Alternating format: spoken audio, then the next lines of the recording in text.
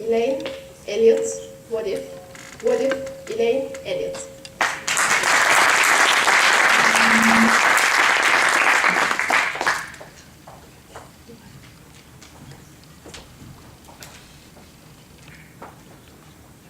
I was driving down a road I had driven on 100 times before. I drove under the overpass, came out, and there was something there that had not been there before. It was a light, and it was red.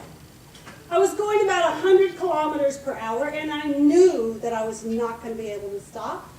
And what was worse, there was a car coming from my right, and I was almost certain to hit them. I went under the light, swerved to avoid the car, and fortunately missed them, but they hit my car. And my car went down the road.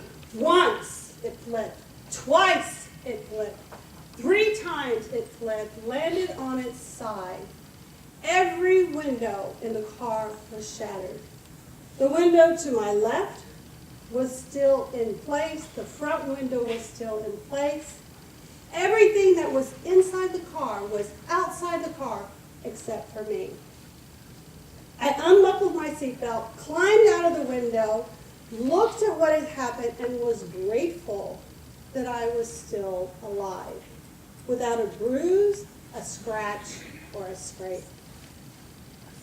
Another situation brought a very similar emotion to me, and that was when I was in the Philippines one summer. We were driving down the road again, and the car began to shake. It was as if somebody had taken the bumper of the car and shook it, and it wasn't stopping. After a couple of minutes, it stopped, and what we realized was an earthquake had taken place. And unfortunately, this was the most devastating earthquake that had taken place in the Philippines in 100 years, registering 7.9 on the Richter scale in the most devastated areas. These harrowing experiences caused me to be grateful for the life that I have, but it also made me ask that question, what if? What if I die? Which is a question that is a very hard question to ask. A man by the name of Joseph Campbell has said, "The cave you fear to enter holds the treasure that you seek." Or in other words, it is important to ask our questions head on in order to see the question answered. As a result of that, I came to the conclusion that there are 3 pillars and 1 foundation that are important for me in my life. And living with that foundation and that pillar allows me to face the question, if I die. The first of those pillars is life and its purpose of helping others. Helping others. Saw it written on a chalkboard one time, your talents, help plus helping others equals purpose. Helping others provides purpose and fulfillment in life. It answers the question, what should I do? The second pillar is the pillar of what I would say light, or understanding, learning. Barnett has said, the capacity to learn is a gift.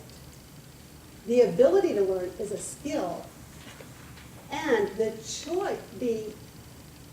willingness to learn is a choice. Learning provides us with so many benefits. And even today, as we sit in this room, we experience the benefit of others learning with our electricity, our lights, our communication, our cell phones. Well, maybe that's not a benefit. But learning enriches and provides rewards in our life. The third pillar is the pillar of love. You've all heard it say, love one another, yet a love that is patient and gracious and kind and giving is a love freely given. It brings enrichment to our lives and to the lives of others. Love is a way that we can help others.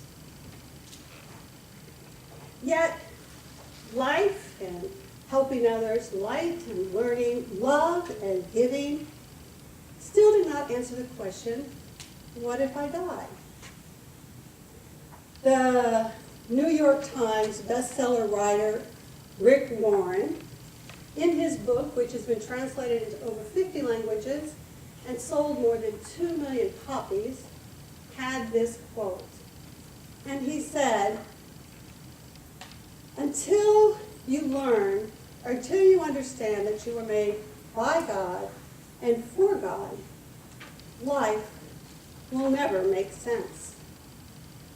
By God and for God provides meaning, and I came to understand that if I live this life for God, then I will live the next life with God.